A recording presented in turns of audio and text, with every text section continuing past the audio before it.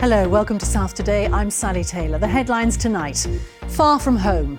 Why so many children are being placed in foster care miles from their home. It's really unfair because I was only young and I was in a vulnerable situation. Didn't know anyone, didn't want to know anyone. I wanted to go back home, but I wasn't allowed. Behind closed doors, a campaign to help children of alcoholic parents. The former BBC presenter Bruce Parker tells us how he dealt with his mother. Shouting at and screaming at me, I had to stop by locking my mother in her room.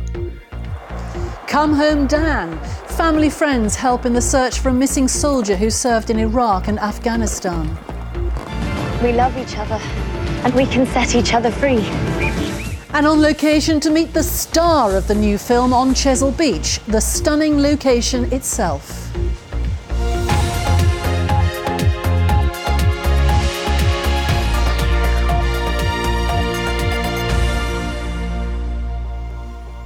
Too many children in care in the south are being placed too many miles away from their homes, forcing them to change schools and wrench themselves away from lifelong relationships.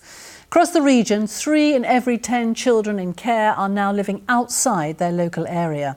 More than 200 youngsters have been moved as far away as London, Kent and the West Country, while dozens more are being cared for in Wales, the Midlands and the north of England. We'll be exploring the reasons for this in just a moment. First, Nikki Mitchell has been talking to a young woman about her experience of being in care miles from home.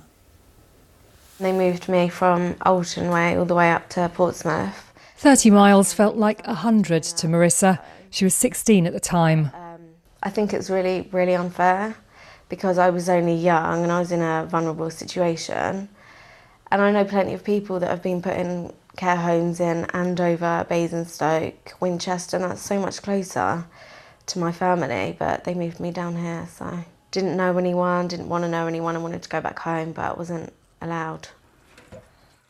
As a foster carer in Fareham, Debbie Lidgard has driven children to schools as far as 15 miles away or had them put in taxis so they didn't have to move to a different one. Changing schools is always a last resort, but here in the south, hundreds of children every year are forced to do so. It's really difficult for them. They have to make new friends. They struggle with relationships, and a lot of the time they can feel right on the outside of the friendship groups and not really establish any long-term friendships from that because of the problems and the issues they have at home as well.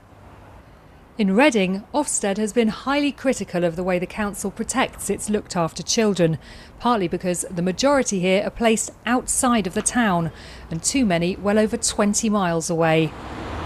No one from Reading Borough Council was available for interview, but in a statement the council told us increasing the number of foster carers in the town is a priority, and it's on track to have recruited and approved more new foster carers in the first 5 months of this year than it did in the whole of last year.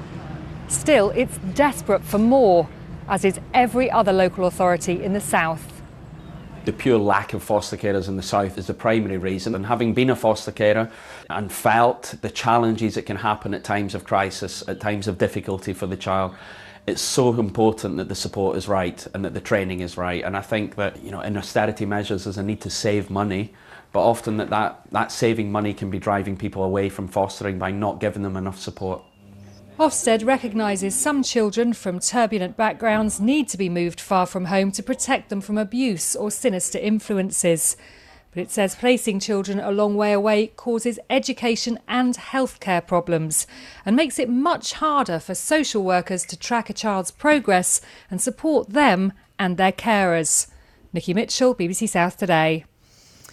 Well, Natasha Finlayson is from the fostering charity Become, and I spoke to her a little earlier today, and I started by asking her why so many children were being fostered so far from home.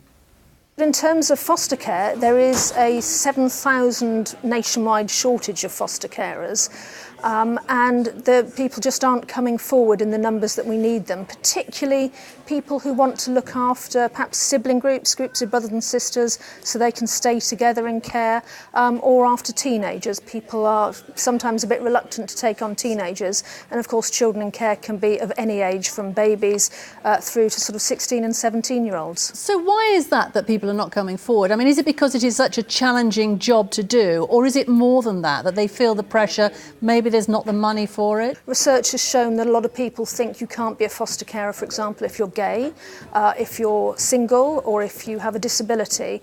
And none of those things are true.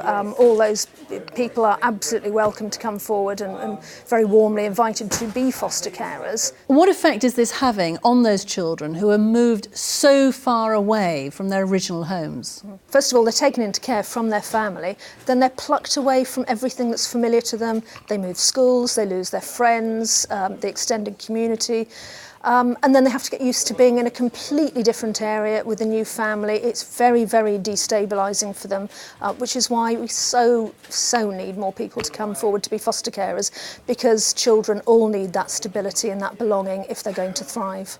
Natasha Finlayson, thank you so much. Thank you.